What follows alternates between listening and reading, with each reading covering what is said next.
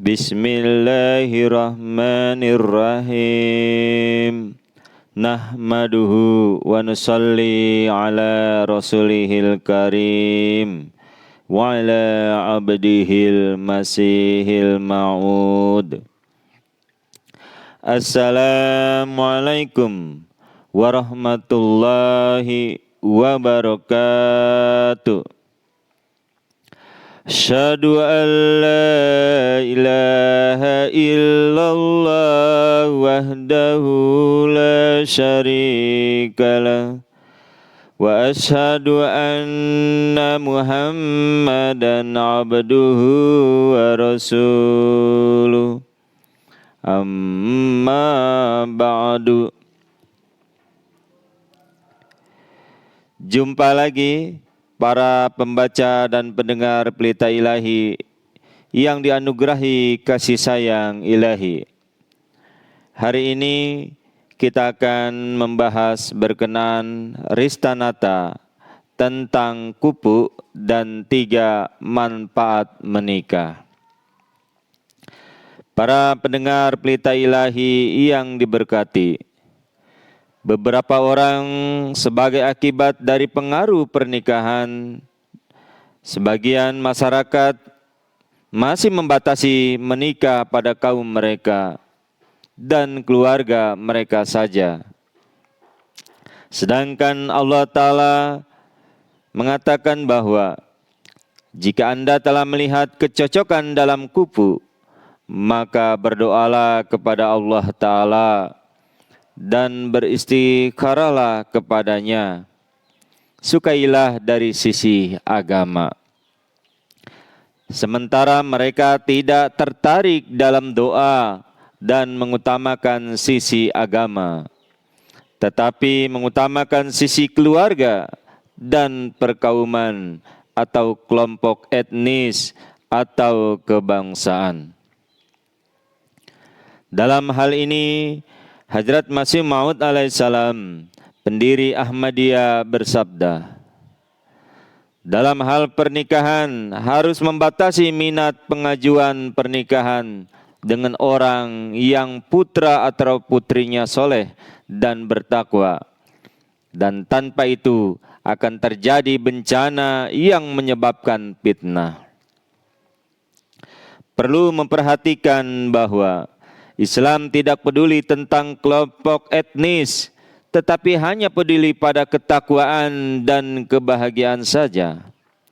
Maka hal pokok mencerahkan dalam perkara ini ialah pemeliharaan ketakwaan. Sementara selain itu hanyalah tambahan saja. Kita telah diperingatkan mencari yang satu kupu, dan harus diingat, dalam perkara ini harus tanpa kecenderungan yang ekstrim dan berlebihan dalam penilaian. Sejauh mana harus mencari yang satu kupu? Setelah seseorang mempertanyakan, ada orang Ahmadi ingin menikahkan putrinya dalam keluarga Ahmadiyah yang tidak kupu. Sementara ada orang-orang yang sekupu di kalangan mereka. Apa penilaian tentang itu? Hadrat Masih Maud alaihissalam bersabda, jika memungkinkan, lebih baik untuk menikah dengan yang sekupu daripada yang tidak sekupu. Tapi ini tidaklah wajib, bukan keharusan, tapi lebih tepat seperti itu. Namun, setiap orang lebih berpengetahuan dalam keadaannya dan kepentingan anak-anaknya terkait masalah seperti itu. Jika tidak melihat salah satu yang layak secara kufu, maka tidak ada salahnya menikahkan putrinya dengan selain kufu.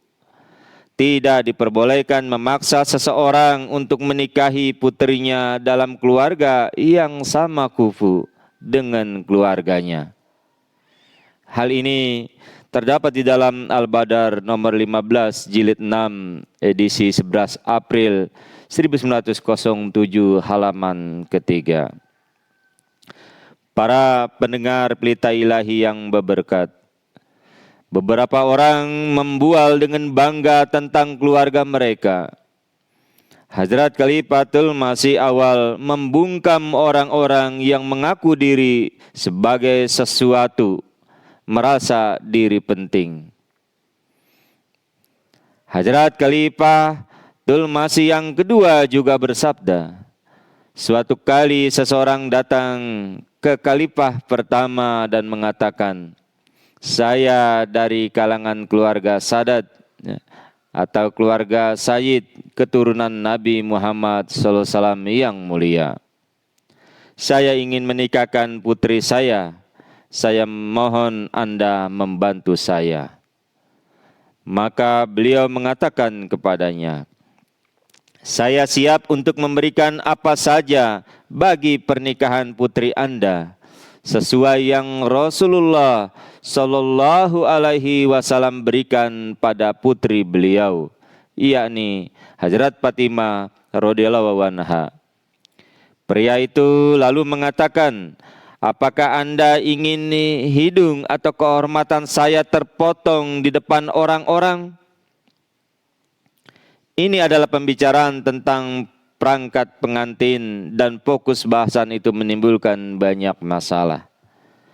Lalu Hadrat Khalifatul Masih Sani radhiyallahu anhu mengatakan kepadanya, apakah hidung Anda lebih baik dari hidung Nabi Muhammad sallallahu alaihi wasallam? Sesungguhnya orang-orang menghormati Anda karena Anda berasal dari Sadat. Jika begitu, banyak perangkat pengantin seperti ini tidak menyebabkan penghinaan apapun untuk Rasulullah Sallallahu Alaihi Wasallam. Lalu, bagaimana itu menyebabkan Anda terhina? Jika Anda mengatakan bahwa Anda berasal dari kalangan Sadat, maka penghinaan macam apa yang perlu Anda takuti? Tidak ada keraguan bahwa beberapa gadis yang mengalami celaan ini, kadang-kadang bahwa mereka telah datang dengan beberapa jahiz atau bekal, perhiasan dan peralatan rumah tangga sebagai bekal pernikahan yang sedikit. Dan dalam peristiwa ini terdapat pelajaran bagi orang-orang yang menyakiti gadis secara emosional. Sebagaimana itu juga mengajarkan pada keluarga gadis itu juga agar membekali anak-anak mereka sesuai dengan kemampuan membelinya dan tidak menanggung beban yang tidak semestinya dan bahkan sia-sia. Demikian pula keluarga pengantin wanita tidak harus menempatkan beban yang tidak semestinya pada diri mereka sendiri. Dan berikanlah pemberian yang terjangkau dengan mudah oleh mereka. Sebelum melakukan doa istikharah, calon pasangan pria hendaknya melihat wanita yang hendak ia nikahi.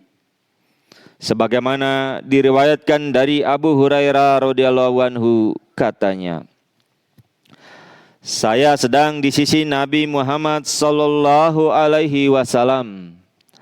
Datanglah seorang laki-laki yang mengabarkan kepada beliau bahwa dia hendak menikahi wanita Ansor. Maka Nabi Muhammad sallallahu alaihi wasallam bersabda kepadanya, apakah kamu sudah melihatnya? Laki-laki itu menjawab, belum ya Rasulullah.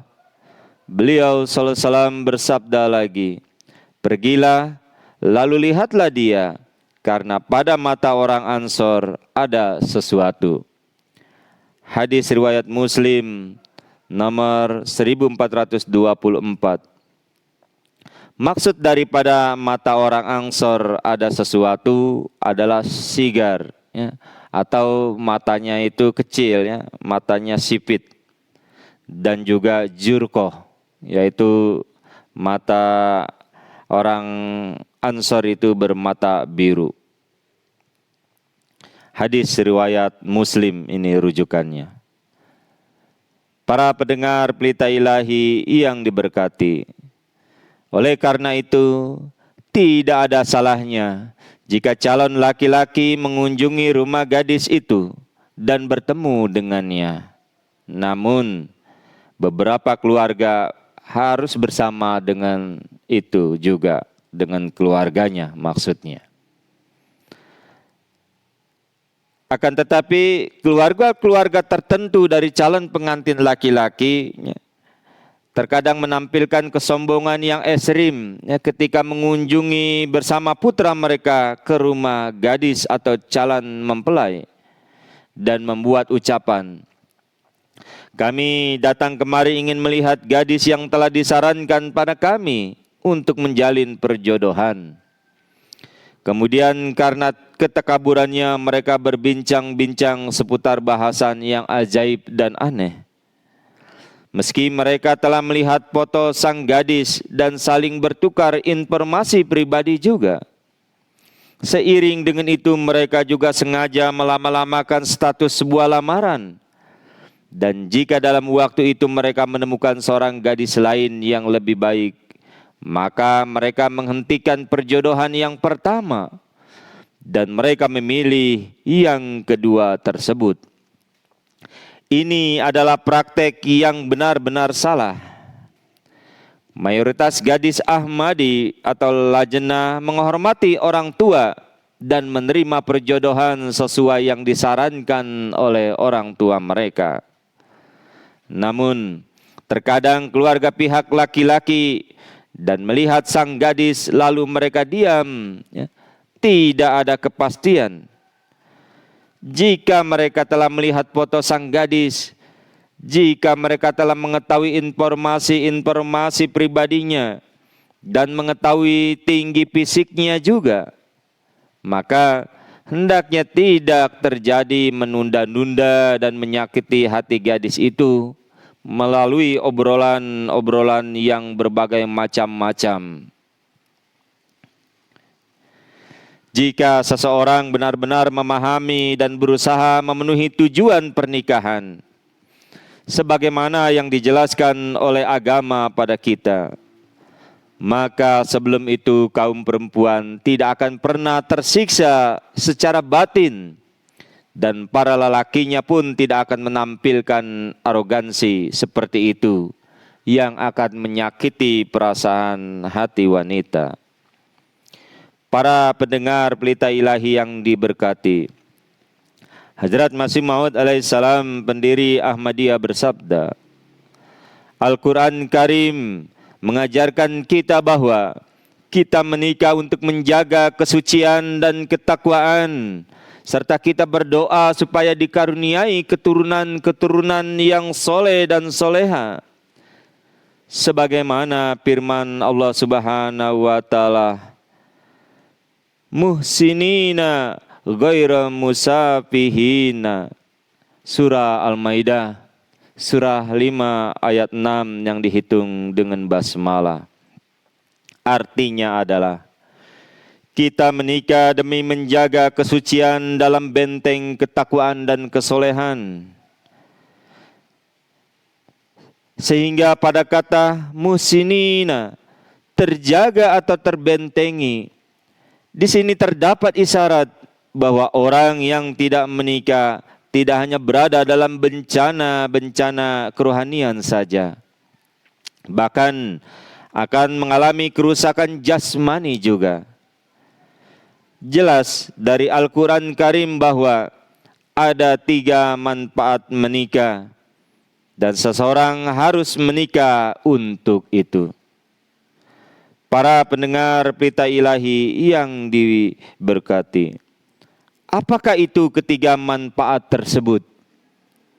Mari kita simak dan dengarkan untuk direnungkan dan diamalkan. Pertama adalah kesucian dan kesolehan.